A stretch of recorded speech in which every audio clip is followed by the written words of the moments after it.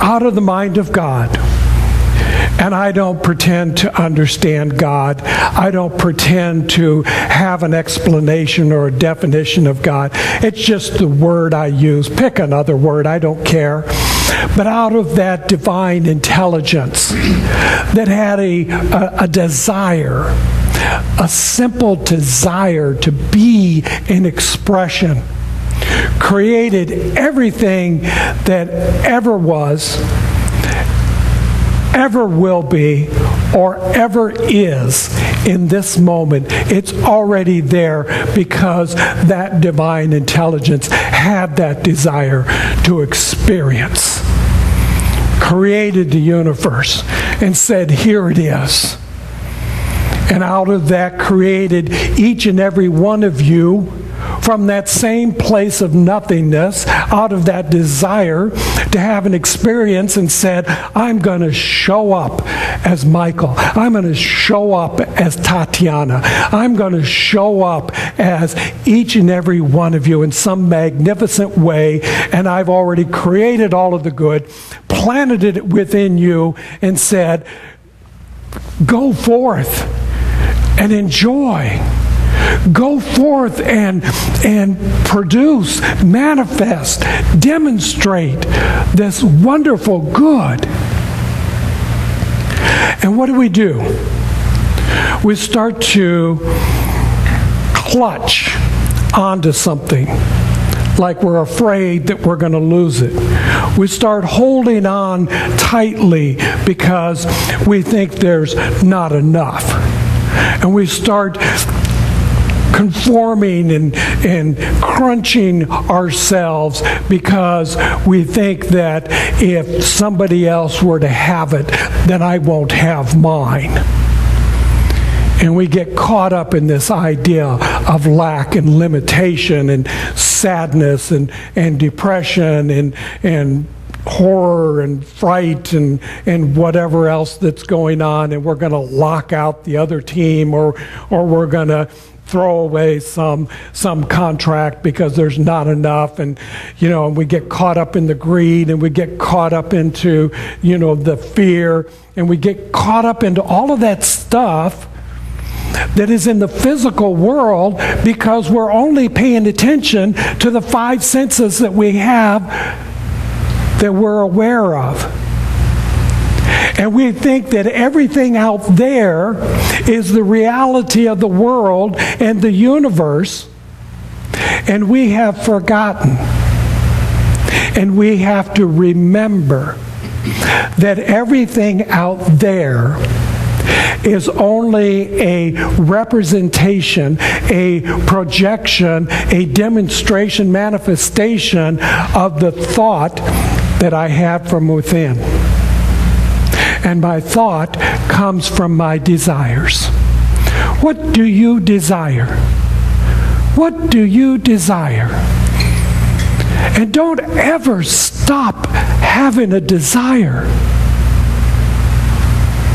That is not why God manifested through you as you is you in order to sit there like a bump on a log.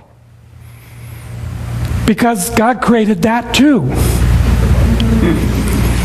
Specifically, very magnificently, God created you for a spectacular urge, a desire to have the expression of something magnificent and wonderful. Do not stop that urge. Allow that desire to come through you, as you, is you. And it makes no difference where you are in life, or how long you've been in this life, or how long you think you're going to be in this life. Every day, every moment is an opportunity for you to call forth an urge of something greater than where you are right now. Because that was the divine intention. I said this last week. The purpose of God was for God to know God as God, and then God to know God as you, as me, and then you or me to know you or me as God. It's all one and the same.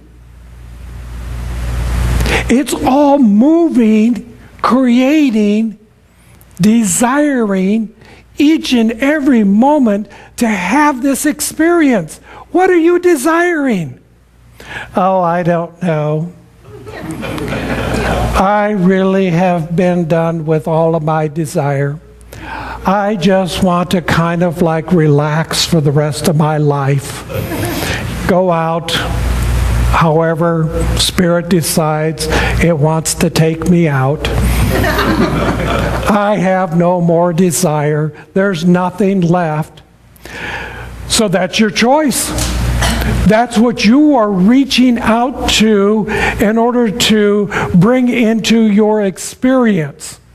You have stretched out to say, enough is enough. I'm not doing anything more. Emmett Fox is one of my favorite authors. And he writes about this very topic, and he says that if you are one of those people that likes to get up in the morning and say, okay, so here I am. I'm just going to let God have its way. I'm just going to let whatever comes, that must be God's choice. That God's choosing this for me, and this is what's going to happen. And so whatever happens is just fine by me, because that's the way life is going to be. And they keep wondering why, they get hit upside of the head with the 2x4, why the semi-truck runs them over, why people are, walking across their back.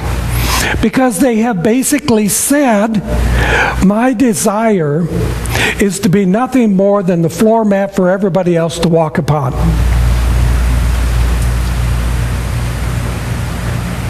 Sounds pretty foolish to me.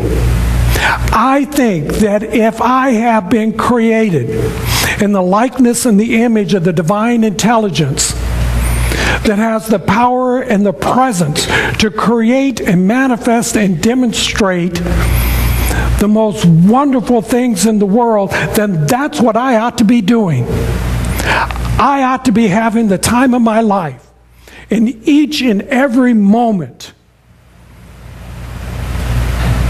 And I do. My two favorite football teams both won this week. I am so excited, even though it's still only the preseason. Oh, how wonderful this is. And not only did they win, because I thought they weren't going to. It was looking pretty scary. And I was about ready to give up on the football season before it had even begun, because both of them were losing. They were playing like they did not want to win. And then, lo and behold, as I'm sitting there, in the final seconds of the game, they pulled something out of somewhere, and they won. And I was jumping for joy, because I know that this is going to be a great year in football. Yes, Patricia is one of my cohorts in football here.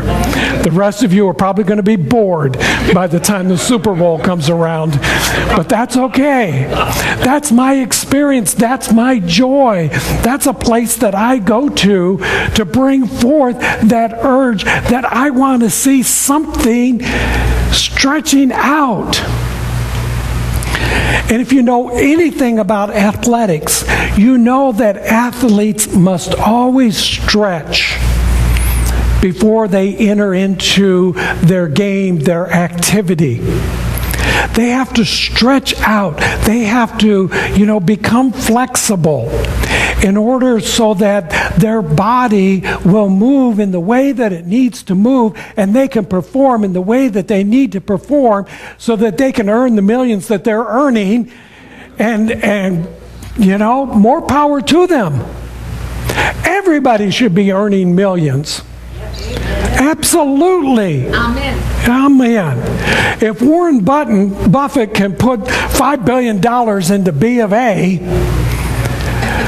then I'm right on target or in